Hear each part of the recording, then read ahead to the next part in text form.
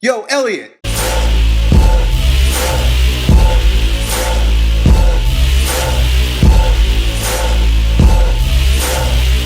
So I got a question from one of our friends who wants to be able to deadlift, but his legs are usually too sore from the previous workout. So he wants to gain the benefit of deadlifting, but without the legs. And how would you do that? You'd imagine that, legs are an integral part to the deadlift. But what most people don't understand is that it's the bend portion of the deadlift that really affords you all the benefit associated with the exercise. And the reason why the bend is so important is because it's really where you're working that force couple associated with the hamstrings, glutes, low back, and the thoracic extension of drawing your shoulder blades down together, standing up tall. So those are really the two things that I aim for people to gain from deadlifting.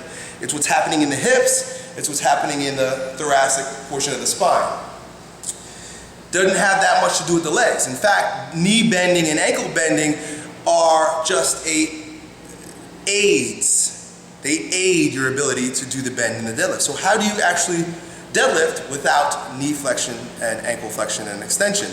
Well, one of the best exercises that gets you pretty much the same benefit of increasing your posture and working that force couple are good mornings. Right? And they don't require the legs. In fact, I had an athlete here not too long ago whose he had knee surgery, right? And everybody's deadlifting and he comes in and he's like, he can't bend his knee. I look at him and I said, well, you can bend your hips, right?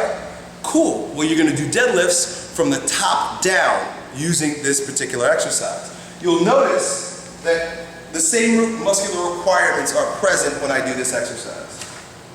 So you're gonna approach it like you would a squat. Put your feet in the same place you would if you were going to deadlift. You want to force thoracic extension. It's a little bit easier sometimes to get thoracic extension here because the weight is not pulling on your shoulder girdle through your hands. So you can just hold on here and draw your elbows in. I like to have the elbows tucked under even when I squat. You want to extend the lower back, keep the chest up, tip forward, forward, forward, forward. Boom, and up. Very challenging because the natural inclination is to do this. This is what's going to happen if you've got weak extensors, weak posture, weak structural integrity, right? What you really want to force is the engagement of your glutes, your hamstrings, your low back, and your mid back by spreading the chest and up. And you're using a shitload of core here.